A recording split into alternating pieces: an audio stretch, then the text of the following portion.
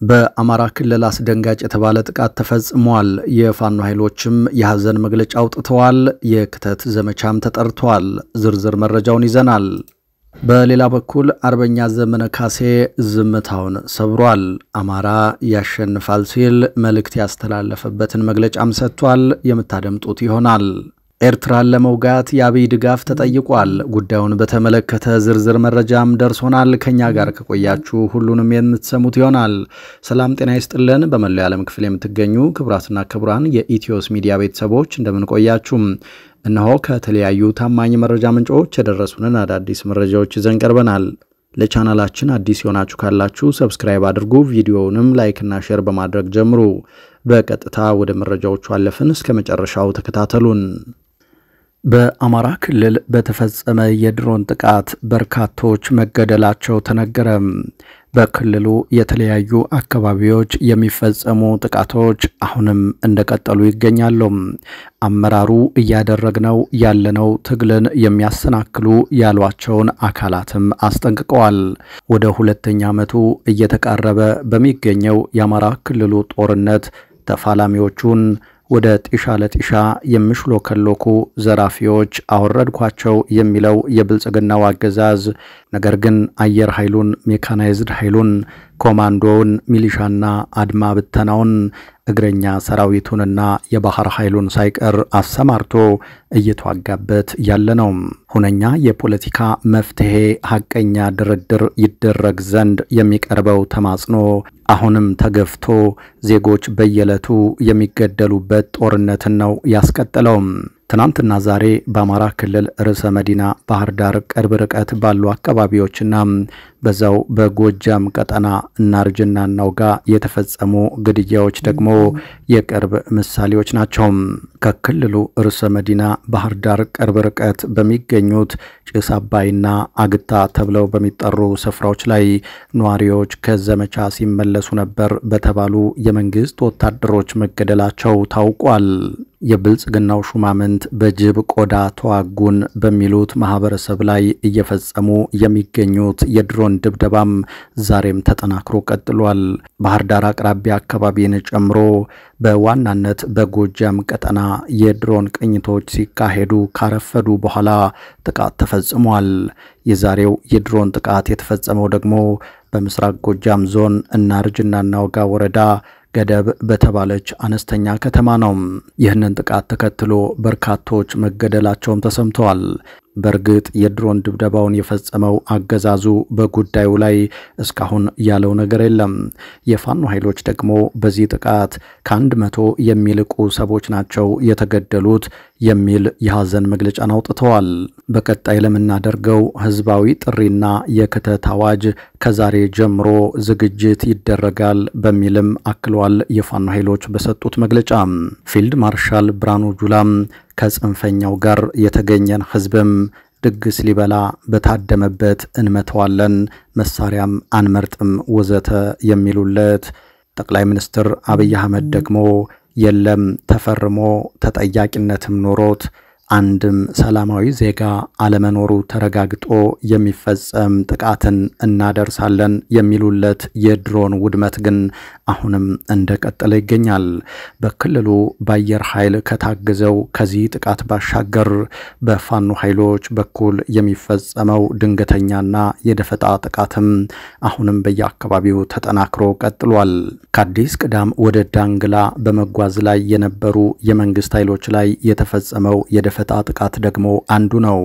በሰሜን ወሎ ዞን ሀብሩ ወረዳ ፋጂ ተብሎ በሚጠራ ስፍራም ጎንጂ ቆለላ ዜጋሳ ተብሎ በሚጠራ አካባቢ የደረሱት ደግሞ ሌሎቹ ናቸው። በሰዴ ከተማ ውስጥ ደግሞ የቦምብ ጥቃት በሚሊሻ አባላት ላይ ደርሶ ለጉዳት ተዳርገዋል። እነዚህ ሁሉ ጥቃቶች በሁለቱም ወገን ያሉ የኢትዮጵያውያን ዜጎች የሚያልቁባቸው ናቸው። ፖለቲካዊ ምላሽን የሚሹት ጥያቄዎችን መነሻ ያደረጉ ውጊያዎች ያገዛዙ የስልጣን ማስጠበቂያ መነሻም ሆነው ተገኝተዋል። የፋኖ አመራሩ አርበኛ አስረስ ማረ ዳምጤ ደግሞ አገዛዙ ስልጣኑን ለማስቀጠል ያቋቋመው የሚሉት ሌላኛው ተቋም የምክክር ኮሚሽኑ ነው። በዚህ የምክክር ኮሚሽን ውስጥ የሚሰሩ ኮሚሽነሮችም እያካሄደን ያለነውን ትግል የሚያደናቅፉ ናቸው በማለት የማስጠንቀቂያ መልእክታቸውን አስፍረዋል። የንጹሃን ጭፍጨፋ እንዲቆም አንድ መስመር መግለጫ ያላወጣ ስብስብ ለህዝብ ችግሮች መፍትሄ ይዞ ሊመጣ አይችልም። የምናምንበትንና ለህዝብ ይጠቅማል የምንለውን እኛ በአደባባይ እንናገራለን፣ የተናገርነውንም በተግባር እናውላለን የሚለውንም አክለዋል። በሌላ በኩል አገዛዙ ያቋቋመው የሀገራዊ ምክክር ኮሚሽን በአማራ ክልል አከናወንኩት ባለው የአጀንዳ ማሰባሰብ በክልሉ የሚንቀሳቀስ ታጣቂ ቡድን አጀንዳ አስገብቷል ማለቱን ተከትሎ የፋኖ አመራሮች ምላሽ ሰጥተዋል። የአማራ ፋኖ በጎጃም ሰብሳቢ አርበኛ ዘመነ ካሴ የኮሚሽኑ ኮሚሽነር ፕሮፌሰር መስፍን አርአያ የሚመራው ስብስብ ከአብይ አህመድ ጋር ተሰልፎ የአማራ ህዝብ ላይ ድምጽ በሌለው አደገኛ መሳሪያ በጭካኔ መተኮስ ከጀመረ 1 ዓመት አልፎታልና የአብይን መድፍና ድሮን መስፍን አርአያና ቡድኑ በጋራ ተሰልፈው የአማራ ህዝብን ለመፍጀትና የህልውና ትግሉን ለማኮላሸት ሌት ተቀን እየሰሩ ይገኛሉ ሲሉ ወንጅለዋል። የኮሚሽኑ ኮሚሽነር መስፍን አርአያ ከብርሃኑ ጁላ ጦር እኩል ወገባቸውን አጥብቀው አማራን የማጥፋት ዘመቻ ላይ ሰበርሰካ እያሉ ናቸው ሲሉ ነው የአማራ ፋኖ በጎጃም ሰብሳቢ አርበኛ ዘመነ ካሴ ያስታወቁት። በየቀኑ በህዝባችን ደም የሚታጠብ የአማራ መሬት ላይ ቆሞ በኋላ አልተወከልንም እንዳትሉም አጀንዳ ሰበሰብን፣ የአማራ ክልል ሰላም ነው ወዘተ ሲሉ ላስተዋለ ሰው የአማራ ህዝብ የጠላቶቹ ብዛት የጥላቻቸው ጥልቀት እያለ መገረሙም መቆጣቱም አይቀርም ነው ያሉት አርበኛ ዘመነ ካሴ በመልእክታቸው። እነዚህ ሰዎች ነገ በታሪክ በአዲስ አበባ ችሎት ፊት ከነ ብርሃኑ ጁላም እኩል የሚጠየቁበትን ፍትህ ይጋቱታል ሲሉም ተናግረዋል። አርበኛ ዘመነ አክለውም በእነዚህ የጥፋት ኮሚሽነሮች ስህተት ለአንድ ሴኮንድ እንኳን የሚንገጫገጭ የአማራ ትግል ባይኖርም የክፋት ስራቸውንና የዘር ማጥፋት ዘመቻ ግንባር ቀደም ዘማችነታቸውን ግን ትውልዱ እየተከታተለ መመዝገብ እንዳለበት በአክብሮት እንጠይቃለን ብለዋል። አይናችሁ እያየ የአማራ ህዝብ ያሸንፋል ያሉት አርበኛ ዘመነ ካሴ ያኔ በህዝብና ፍትህ ፊት እናቆማችኋለን ብለዋል። በተመሳሳይ ያደረጃጀቱ የፖለቲካ ዘርፍ ኃላፊ አርበኛ አስረስ ማረ ዳምጤ ለህዝብ ጥቅም የሚታገል ከህዝብ ተደብቆ የሚደራደር ከሆነ ቀድሞውንም እያጭበረበረ እንጂ እየታገለ አይደለም ማለት ነው ብለዋል።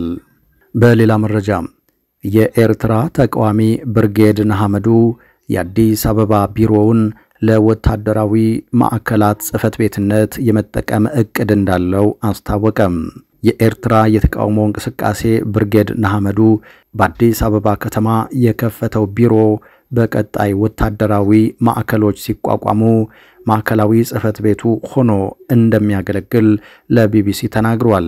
የተቃውሞ እንቅስቃሴው በኢትዮጵያ ወታደራዊና ዲፕሎማሲያዊ ማዕከሎች ሊኖሩት እንደሚችልም ጭምር እወቁልኝ ብሏል። ብርጌድ ንሓመዱን የሚቀላቀሉ ኤርትራውያን ዋስትና ስለሚያገኙበት መንገድ ከኢትዮጵያ መንግስት ጋር መነጋገሩን የእንቅስቃሴው አመራር ለቢቢሲ ተናግረዋል። የኤርትራውን ፕሬዝዳንት ኢሳያስ አፈወርቂን መንግስት ከስልጣን ለማውረድ የሚንቀሳቀሰው ብርጌድ ንሓመዱ በአዲስ አበባ ከተማ 22 ተብሎ በሚጠራው አካባቢ በሚገኝ አንድ ህንፃ ላይ የከፈተውን ጽፈት ቤት ስራ ያስጀመረው ባለፈው የካቲት አጋማሽ ነበር።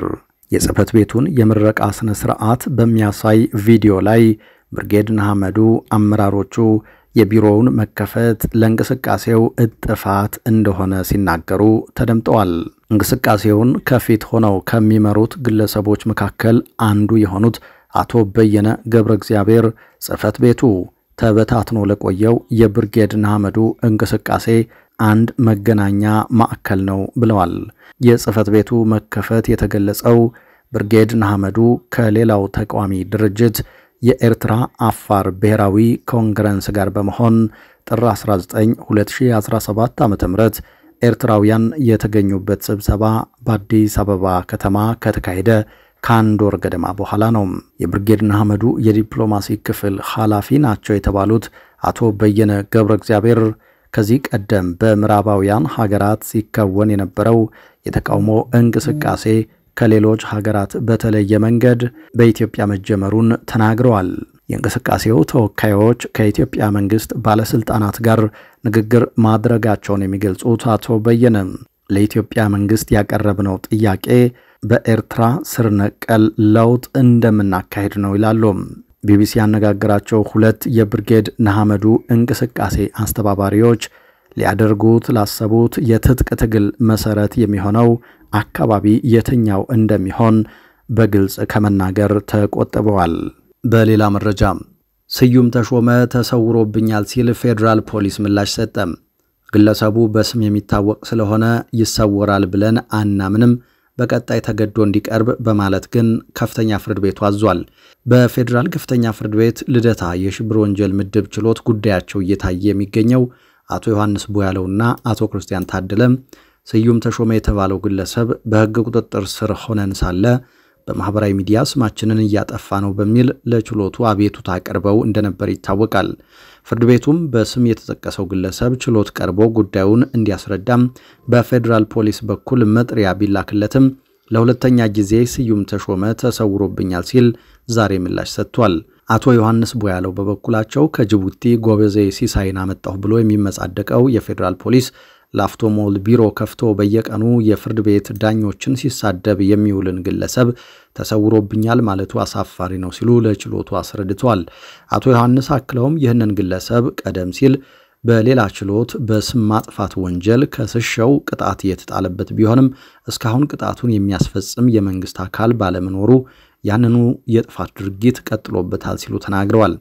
የኔን ስም በተደጋጋሚ ማጥፋቱ የተለመደ ቢሆንም አሁን ደግሞ የዚህን ችሎት ዳኞች ስም እያጠፋና በችሎቱ ላይ ግልጽ የሆነ ተጽዕኖ እየፈጠረ በመሆኑ ትክክለኛ ፍትህ እናገኛለን ለማለት እንቸገራለን ሲሉ አክለዋል።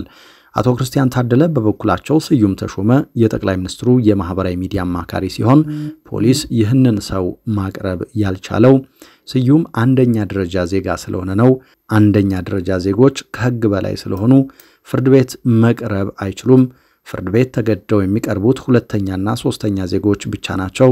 ስዩም አማራ ቢሆን ኖሮ ተገዶ ይቀርብ ነበር፣ ምክንያቱም በአሁኑ ወቅት አማራ ሶስተኛ ዜጋ ሆኗልና 200 አማራዎችን ከወቅታዊ ጉዳይ ጋር በተገናኘ በሚል ጓዳ ጉድጓዳ ውስጥ ገብቶ በእስር ቤት እያጎረ ያለ ፖሊስና አቃቢ ህግ ስዩም ተሾመን አዲስ አበባ ውስጥ ተሰውሯል ሲባል ያሳፍራል ሲሉ ነው ለችሎቱ ያስረዱት። ሞት በሚያስቀጣ አንቀጽ ተከሰን አቶ ስዩም የተባለው ግለሰብ ችሎቱን ከውጭ ሆኖ ተጽዕኖ የሚፈጥርበት ከሆነ ውጤቱ ከወዲሁ የሚታወቅ ነው ብለዋል። የሁለቱን አቤቱታ ያዳመጠው ችሎቱ ስዩም የተባለው ግለሰብ በስም የሚታወቅ ስለሆነ ይሰወራል ብለን አናምንም፣ በቀጣይ ግን ተገዶ እንዲቀርብ ሲል ለሶስተኛ ጊዜ ትዕዛዝ ሰጥቷል። የተወደዳችሁ አድማጭ ተመልካቾቻችን ከኢትዮስ ሚዲያ ለዚህ ሰዓት ያዝናቸው አዳዲስ መረጃዎች እነዚህ ነበሩ። ከሰዓታት ቆይታ በኋላ በሌሎች መረጃዎች ድጋሚ እንገናኛለን። እስከዛው በያላችሁበት ሰላም ጊዜ ተመኘን።